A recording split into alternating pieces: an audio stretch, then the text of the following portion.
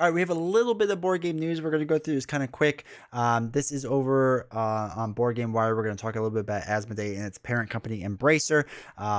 Again, if you haven't supported Board Game Wire, please go to the website. Please go check them out and support them. So this is a recent news announcement from them, from, like I said, Board Game Wire, as restructuring has started at Asmodee as owner Embracer Group battles to cut $1.4 billion debt pile. And for those that don't know, like, right, it's Embracer is a top company essentially, then Asmodee, and then Asmodee owns Fantasy Flight Games. So for those that are wondering why we're talking about this, because of Fantasy Flight Games, really. So Asmodee's owner Embracer Group has confirmed it has begun restructuring at the tabletop gaming giant as part of a massive cost-cutting program, which has already seen Embracer shed more than 900 jobs. Embracer revealed in June that it's shifting from its heavy investment mode where it's kind of like buying up everything, to now a highly cash flow generative business this year, putting an end to a years-long acquisition spree. There we go. By the former video game and mobile gaming specialists, which include a 2.75 billion euro takeover of Asmodee in 2021. Its cuts so far predominantly hit the group's PC and console gaming unit, with 15 game projects scrapped and a swath of studios being shuttered, as well as 5% of Embracer's total workforce being let go. Asmodee's CFO, who is deeply involved in managing the restructuring program as the project finance workstream lead, has now confirmed the restructuring program has started at the tabletop gaming business. They said that the firm had put into place a comprehensive monitoring which allows us to track the realization of savings. Her comments come in a Q&A session during Embracer's financial results presentation of Q2 of the 23-24 financial year, covering the period between July and September. Those results confirm Asmodee as the company's biggest driver of net sales in the quarter, outstripping the ailing PC and console gaming arms, as well as the mobile games, entertainment, and services unit, which is crazy awesome to see that, like, board gaming's that big or getting that big, because we'll see in a little bit. They have some big, like, titles from what I remember. So Asmodee's net sales soared 25% in the quarter, just over $389 million, while the PC console game segment fell 5% to $372 million. Asmodee's Q2 EBIT, its profitability minus interest, taxes, and some one-off costs, was $39 million, up from about $10 million year over year, while the PC console business made a $120.5 million EBIT loss in Q2. That is a huge moment for Asmodee, underlying the importance and profitability of the board games to Embracer, compared to its previous core specialism in video games, which includes franchises such as Tomb Raider, Borderlands, Metro Exodus, Saints Row, and Dead Island. Right, those are some big games that I enjoy playing and whatnot.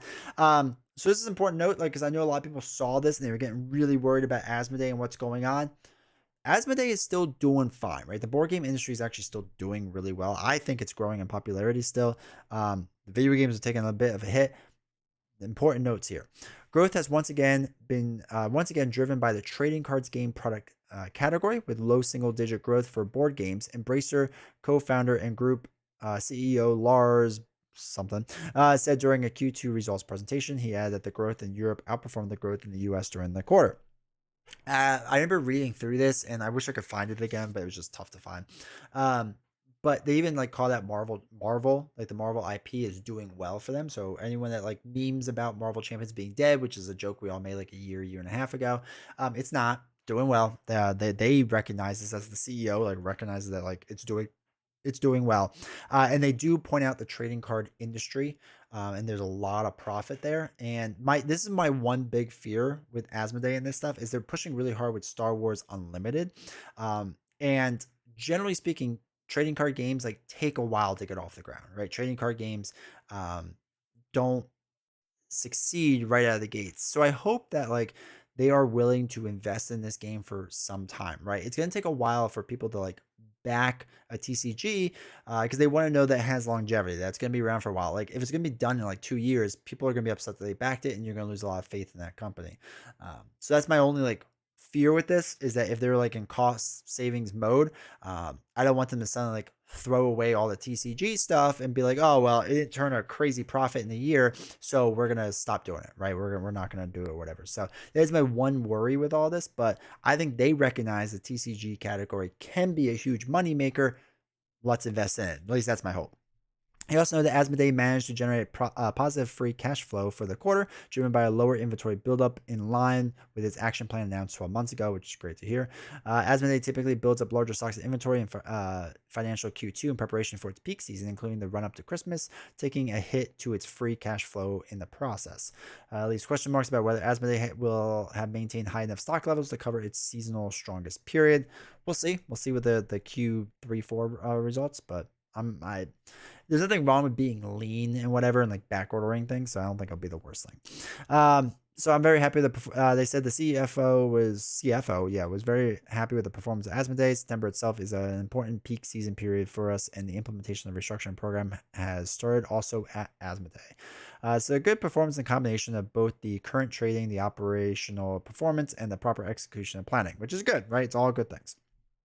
So they kind of go on different things, and they talk about how the spokesperson for Asmodee gave Board Game Wire to say they were actively supporting the parent company Embracer in achieving its cost savings targets. However, it is crucial to note that Asmodee participating in the group's restructuring plan does not necessitate, nor will it result in any disruptive changes. A lot of people were like, "Oh, what's going to happen to Asmodee? Is it going to fall apart?" They say it won't. I'm going to take them on their word for right now. Our publishing and distribution activities remain unaffected. We want to emphasize that Asmodee continues to be a robust global leader in the board game industry with a firm commitment to our employees, partners, and players.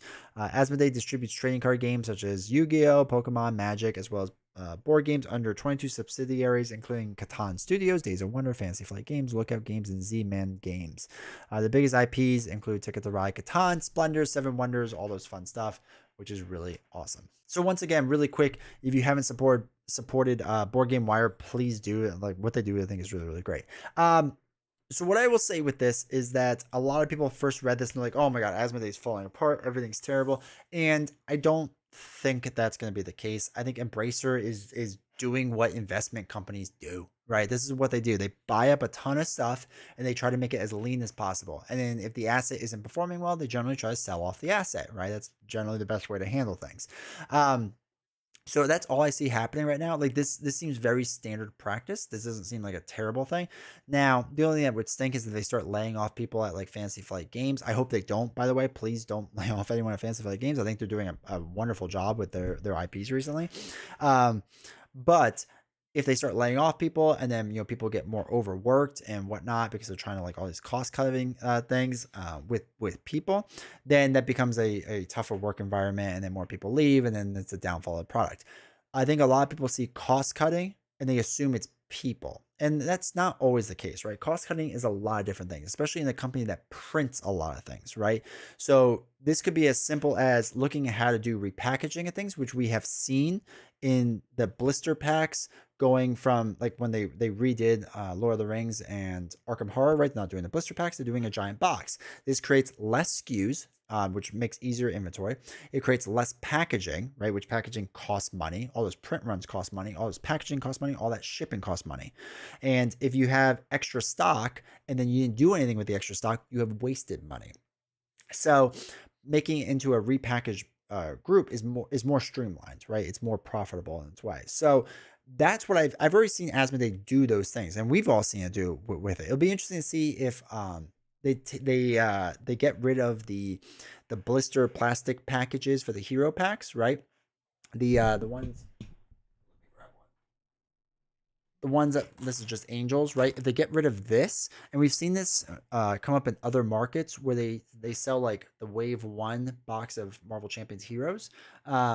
So that's probably what they're going to do moving forward, not for like new releases, but for like the old stuff. They'll probably stop making these type of packs for the old stuff and then just sell giant boxes.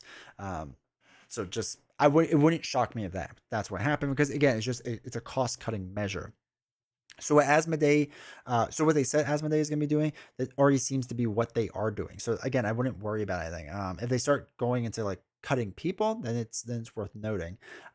But again, I don't think that's the case. I think when I see this stuff of slimming down and whatever, generally speaking, it's just to be more efficient at things. And like I said, we've already seen this before. So I'm not too worried about it. I know I've seen a bunch on Reddit and a bunch of different places, and people are like, oh, Asmodee is done, Fantasy Flight Games is done. I don't think that's the case, right? Again, you buy up a lot of stuff, you try to streamline the product so that you can make it more profitable. thus turning a profit, thus making a lot of money on your investments. That's all I see this being. So anyway, I wanted to point out the news because I think it's worth talking about. I saw some people like kind of freaking out about it, and after reading through this, I wouldn't freak out that much. And I also do hope that everyone at Asmodee and really Fantasy Flight Games, in this channel, we're pretty critical of them, but I do hope all of them are getting the support they needed or that they need for their job. Hopefully, no one's getting cut. Hopefully, everything's still like good there, and hopefully everyone's enjoying their jobs and whatever, because I do think that's the most important thing overall.